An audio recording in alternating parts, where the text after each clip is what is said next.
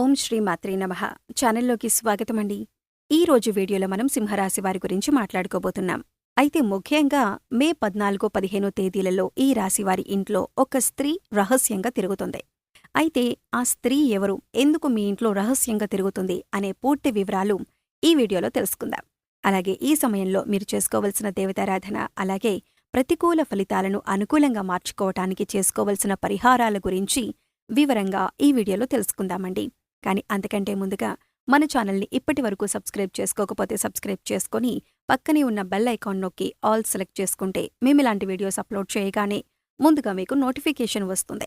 అలాగే వీడియోని చివరి వరకు స్కిప్ చేయకుండా చూస్తేనే మేమేం చెబుతున్నామో మీకు పూర్తిగా అర్థమవుతుంది.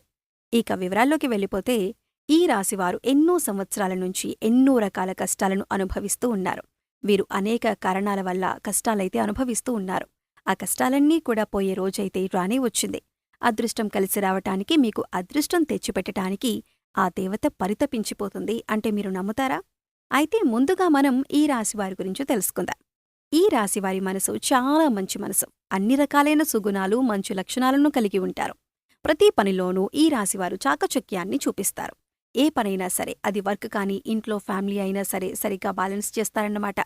ఎదుటివారి వల్ల ఎటువంటి కష్టాన్ని, నష్టాన్ని ఫ్యామిలీకి రానివ్వరు. వారి వల్ల మీరు కూడా ఎటువంటి కష్టాలు పాలవకుండా జాగ్రత్తలు తీసుకుంటారు. వీరికి చేతనైనంత వరకు కూడా ఎదుటివారికి సహాయం చేస్తారు. అంతేకాని అన్యాయం మాత్రం ఎట్టి పరిస్థితుల్లో ఈ రాశివారు ఎదుటివారికి చేయరు అని చెప్పొచ్చు. చాలా స్వచ్ఛమైన మనసుని చెప్పుకోవచ్చు. మీరు ఎంత ఎదిగినా ఒదిగి ఉంటారు. ఎదుటివారు ఏదైనా వీరికి నష్టాన్ని కలిగించే ప్రయత్నం చేశారనుకోండి, ఆ విషయం వీరికి తెలిసిందనుకోండి, అస్సలు వీరిని ఆపటం ఎవరి తరం కాదని చెప్పొచ్చు. అలాని వీరికి ప్రేమ లేదని చెప్పటానికి లేదు. ఎందుకంటే ఈ ప్రేమ కూడా ఎక్కువగానే ఉంటుంది. ఎంత ప్రేమను చూపించగలుగుతారో అంతే పగని కూడా వీళ్ళు చూపించగలుగుతారు. అంటే వీరికి కోపం, ప్రేమ రెండూ సమానంగా ఉంటాయి. వీరికి దైవానుగ్రహం ఎక్కువగా ఉంటుంది. మిగతా రాశుల వారితో పోల్చుకుంటే కనుక ఈ రాశివారికి ఓర్పు కానీ, సహనం కానీ, పట్టుదల కానీ, ఏదో ఒకటి సాధించాలనే తపన కానీ చాలా ఎక్కువని చెప్పుకోవచ్చు.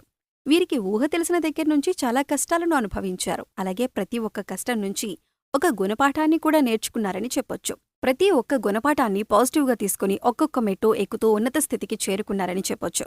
వీరి యొక్క స్వభావం అలాగే మాట తీరు ఆకర్షణీయంగా ఉంటుంది. ఎదుటివారిని ఇట్టే ఆకట్టుకునే మాట తీరు వీరికొక గొప్ప లక్షణమని చెప్పుకోవచ్చు.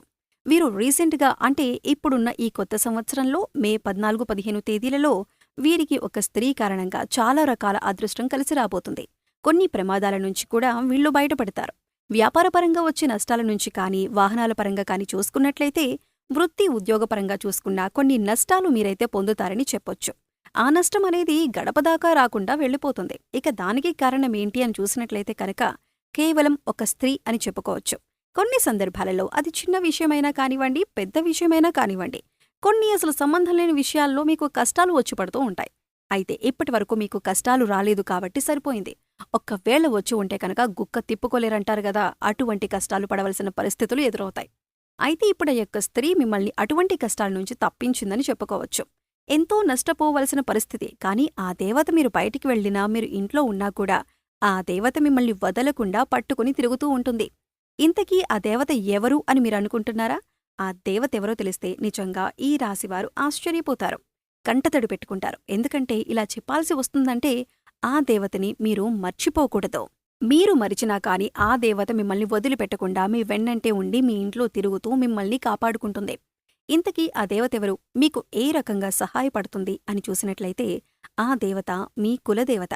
మీ పెద్దవారిని అడిగితే మీకు ఆ కులదేవత ఎవరో అని చెబుతారు. మీ తల్లిదండ్రులు కానీ, మీ నాయనమ్మ కానీ, తాతయ్య కానీ, లేదా వాళ్ల వెనుకున్న తరాల వారు బ్రతికి ఉంటే వారిని కాని అడిగితే మీకు కరెక్ట్గా చెప్తారన్నమాట. అంటే మీరు గత కొన్ని తరాల వారిని అడగొచ్చు, లేదా మీ దూరపు బంధువులు ఎవరైనా సరే పెద్దవాళ్లు ఉంటే వారిని అడిగినా కూడా మీ కులదేవత ఎవరు అని చెబుతారు.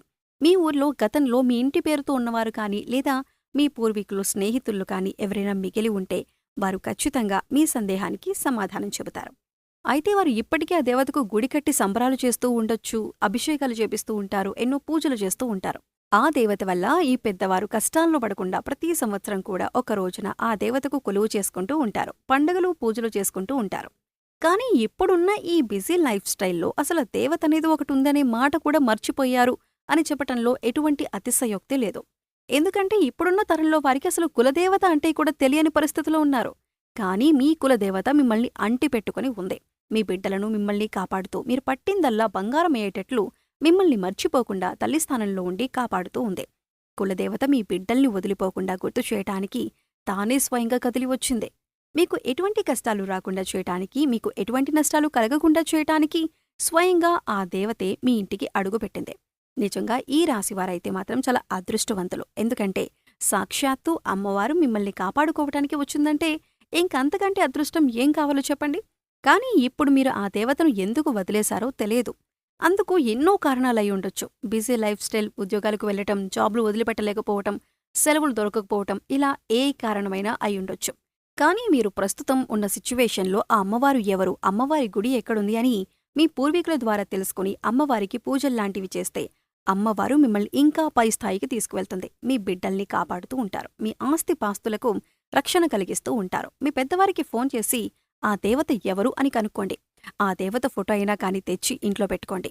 ఆ ఊరికి గుడికి వెళ్ళటానికి కుదరదు, మేమితర దేశాల్లో స్థిరపడిన వాళ్ళం, ఆ దేవత ఫోటో అయినా కొనుక్కొని తెచ్చుకొని ఇంట్లో పెట్టుకోవచ్చు. ఆ దేవతకు ప్రతినిత్యం దీపారాధన చేయండి. ఏ పండుగ వచ్చినా ఆ అమ్మవారికి ధూపదీప నైవేద్యాలు సమర్పించడం ద్వారా ఆ దేవత మిమ్మల్ని అంటిపెట్టుకుని ఉంటుంది. ఒక రకంగా మీరింకా కష్టాలు అనుభవిస్తున్నారు అంటే కనుక ఆ దేవతని మీరు వదిలేశారు కాబట్టి మీకు ఒకదాని తర్వాత ఒకటి కష్టం వస్తుంది. ఈ విషయాన్ని గమనించండి.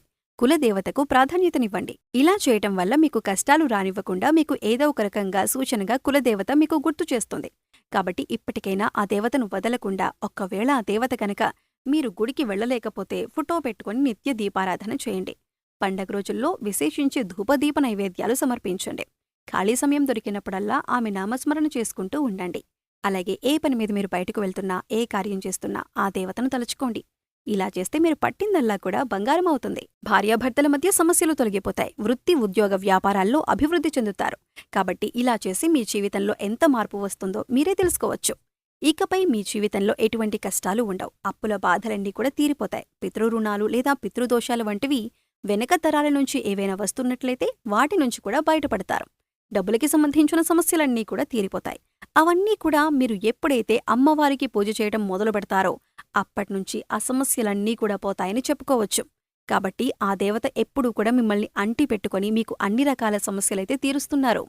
సో చూశారు కదండి, ఈ రాశివారికి మే 14, 15వ తేదీలలో ఏం జరగబోతుంది, ఏ స్త్రీ మీ ఇంట్లో రహస్యంగా తిరుగుతోంది, ఆమెకు ఏం కావాలి అనే అంశాలను ఈ వీడియోలో మనం వివరంగా తెలుసుకున్నాం కదా. ఈ వీడియో మీకు నచ్చినట్లయితే లైక్ చేయండి. మీ ఫ్రెండ్స్ అండ్ ఫ్యామిలీ మెంబర్స్లో ఎవరైనా సింహరాశివారు ఉంటే వారితో ఈ వీడియోని షేర్ చేసుకోండి. అలాగే ఇప్పటివరకు మన ఛానల్ని సబ్స్క్రైబ్ చేసుకోకపోతే సబ్స్క్రైబ్ చేసుకొని పక్కనే ఉన్న బెల్ ఐకాన్ నొక్కి ఆల్ సెలెక్ట్ చేసుకుంటే మేము ఇలాంటి వీడియోస్ అప్లోడ్ చేయగానే ముందుగా మీకు నోటిఫికేషన్ వస్తుంది. మరో చక్కటి వీడియోతో మళ్ళీ కలుద్దామండి. ఓం శ్రీ మాత్రే నమః.